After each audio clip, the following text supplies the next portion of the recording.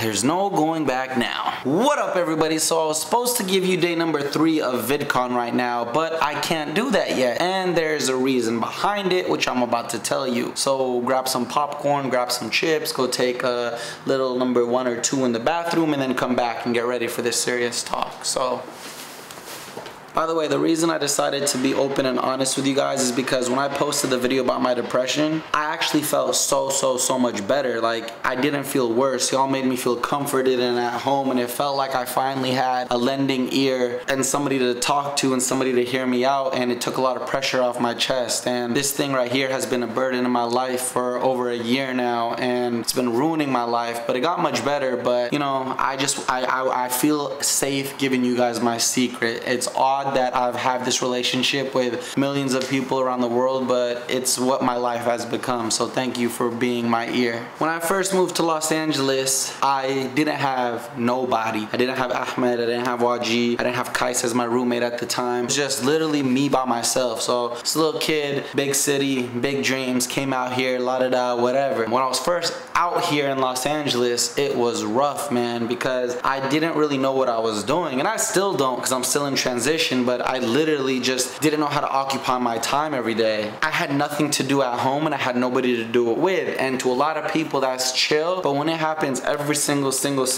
day consecutively, it gets extremely difficult. When I was out here, I was taking these acting classes at the time, and my life was in this weird mixture of I didn't know what was going on. And it was the first time that I was living on my own, right? So everything that I wasn't able to do living under my parents' structure, even though they allowed me to do so much in life, I still wanted to do more. So in a Middle Eastern household, there are some taboos that you can't have. You can't have earrings and you can't have tattoos. That's just the way it goes. And it's not just the Middle Eastern culture, it ties under our religion. So when I was younger, I always wanted earrings. All my friends had earrings, and I was like, it's not that big of a deal. I want earrings, but my beautiful mother just didn't allow me to have earrings for good reasons, you know, for just looking out for me. So when I was out here in LA, I was heavily depressed, and at the time, if y'all know, like, I wasn't even tweeting or anything at that time. It was a time I took a gap, and then I thought that, oh, I'm in Los Angeles, that means I must need to find myself out here. I must need to do something to become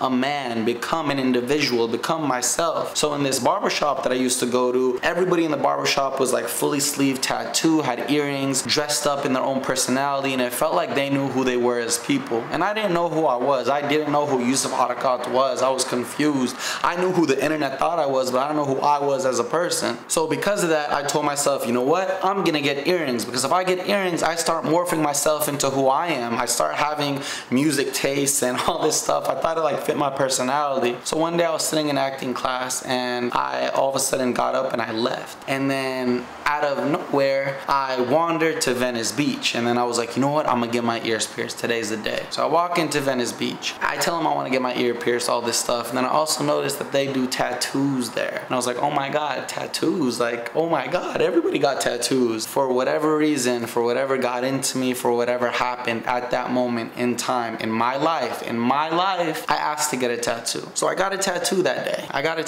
day. And it was in a very visible area. And I also got my ears pierced. I went home, and the craziest thing about it, I didn't feel any remorse. Now I thought, oh, if I get a tattoo, if I get my ears pierced, you're gonna feel guilty, like you're gonna feel regret, you're gonna feel all this stuff, but I felt none of it. I actually, like, I liked it, and I was like, oh my god, like, I felt like a sense of entitlement, and I felt like cool, and I felt like all this stuff and everything. So I was rocking the earrings, I was rocking the tattoo, I thought I was fly, all this stuff. 3 days later, fam, 3 days later, because I loved that first tattoo so much, I told myself, oh, you know what? Let's get another tattoo. 3 days later, it consumed me that much, and I was getting sucked into it. So while I was walking, I literally saw a tattoo parlor, went in there, and got a fat tattoo. Much more visible than the first one. Much more, you know, noticeable and just out there, and I got it. I went home that night, alright? I went home that night, and I sat there, and I looked at my 2 tattoos in a very visible area, and all of a sudden, for the first time in my life, I had a severe mental breakdown, nervous breakdown, and I want to call it a manic episode because I really feel like there was something psychotic in what I did next. So if this disturbs you, I apologize. I started hyperventilating hyperventilating. I started sweating. I started like crying, sobbing tears, like not knowing what was going on in my life. Because as I sat there and I looked at my arm, I said, this is here forever. Like this is here. This is here. Your family's gonna see this. Your Tubians are gonna see this. The people who hate you are gonna see this. Like it struck a chord in me so deep that I felt my life was over. For the next 2 hours, I sat in my bathtub, crying my eyes out, scrubbing my arms, scrubbing, screaming at the top of my lungs, hoping the tattoo was gonna come off. 2 hours later, I finally got out of the bathtub, still sobbing, shaking, not knowing what was going on in my life, and I got on my laptop and I started writing a letter to my mother. And I just told my mother, I didn't tell her, I didn't admit to her, but I said, Mama, I'm sorry for all the times I disobeyed you. I'm sorry for all the times I took you for granted. I'm sorry for coming to Los Angeles to chase my dreams and leaving you there. And I wanted to tell her more than anything that I like what I did, but I couldn't get myself to do it. And I was like, nah, man, like I didn't know what was going on at the time. The next day, I woke up and I looked down at my arm and I was sent into like, I can throw up right now because I hate talking about these memories. I was sent into like a deep like hate, self-hatred, and a hate for life, because every moment I would wake up in life at that time, life would be good, but the second I looked at my tattoo, life became morbid and dark, and I thought my life was over, and I didn't know what was going on. And I know a lot of you guys are saying, dude, it's a tattoo, chill. You gotta understand, in the Muslim religion and the Middle Eastern culture, a tattoo is like forbidden amongst like everything. Like it's like you just don't do it. And especially that fact that it was in a place that was so visible, I didn't know what to do. For 3 months, family, for 3 months, I couldn't leave my apartment. I was nervous, I was scared, I didn't know what to do, I didn't know who to talk to about it, I was panicking. I went and checked in with my therapist. I got a therapist out here, and I cried to her all the time, and I said, my life is over, I don't know what to do, I don't know how to tell my mother, my career is over. Once the Tubians find out that Yousef Harakat, the poster child for what they put me as for like Islam, Middle Eastern, you know, whatever, the guy who brought the Middle Eastern parents has a tattoo, their judgment for me is gonna change. They're gonna hate me. During those sessions, I expressed to her that I was having suicidal thoughts because I didn't know what else I could do. She was like, why don't you just go home and show your mother? I said, I would rather shoot myself in the head right here and now than to go home and tell my mother what I just did. And I was having actual suicidal thoughts. I was like, there's no way I can live like this. There's no way. I don't know what to do. Like I was like, there's no way I can live and tell the world I have a tattoo. It was that much of a burden in my life. I sought refuge through prayer. I did everything, but it still was a secret that was just always there. I did everything I could to cover it up. I did makeup, I did bandages, I did everything, and I couldn't escape it, because usually when you do something wrong in life, you're easily able to forget it. But this is something I had to look at every single moment of my day. I was obsessive. I was obsessed over it. My eyes would just stare at it, and I was at loss for words and a loss for who I was in life. So finally I did, like, you know, the smart thing, and I went to a laser tattoo removal place, and I thought, you know, 3 sessions and it was gonna be done. I paid like a couple of $1,000s. I did the first session, and then the sessions, it was gonna take over a year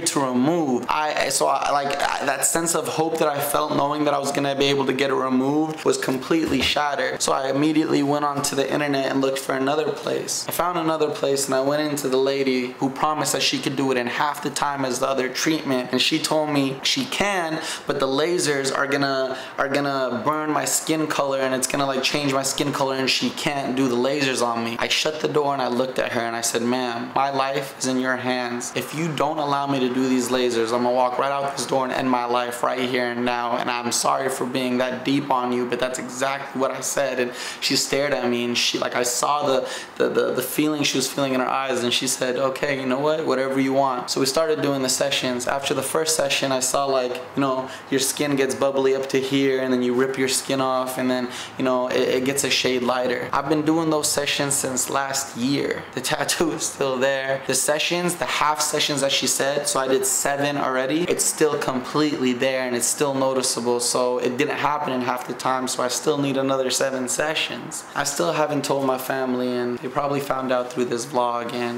I'm a coward for that, but I didn't know how to do it. And the reason I decided to finally tell you guys is because in my vlog for VidCon Day 3, the tattoo shows full out there, and in every single video release that I've done, we've done everything we can to not show it. There could have been the best vlog footage, but if my tattoo showed, I didn't do it. And when I tested the waters, and when I let it show for 2 seconds in one of the vlogs, the comments I was getting was, "You're the fakest Muslim ever. I lost all my respect for you. I unsubscribe. You're a disgusting cunt." All this stuff. And then Ahmed had a spray henna type thing, tattoo, and I posted it in one of the vlogs, and all the comments were the same thing. Judgment, judgment, judgment, judgment passed on to him. Like, oh my God, how could he do that? It's Ramadan. How could you do this? How, like, what's going on with you? And I'm sitting there like, yo, what baffled my mind, and I want to preach this to you guys for a second, is this. We all believe, for those who do believe in God and an almighty power, that God is the most forgiving, the most merciful, the most gracious. So if I went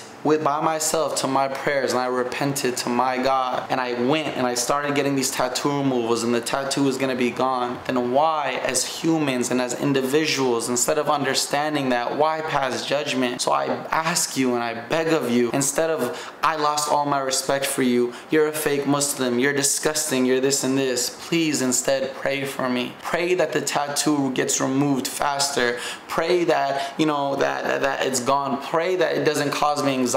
Pray that people don't hate me because of it. Instead of using that negative energy and passing it towards negative judgment and shedding it onto me and hurting me more, I'm asking you, please just pray for me in a positive light. Use all that judgment that you have and turn it into love, and wish for the best, and wish and pray that it goes faster. I'm human and I make mistakes like all of y'all, yo.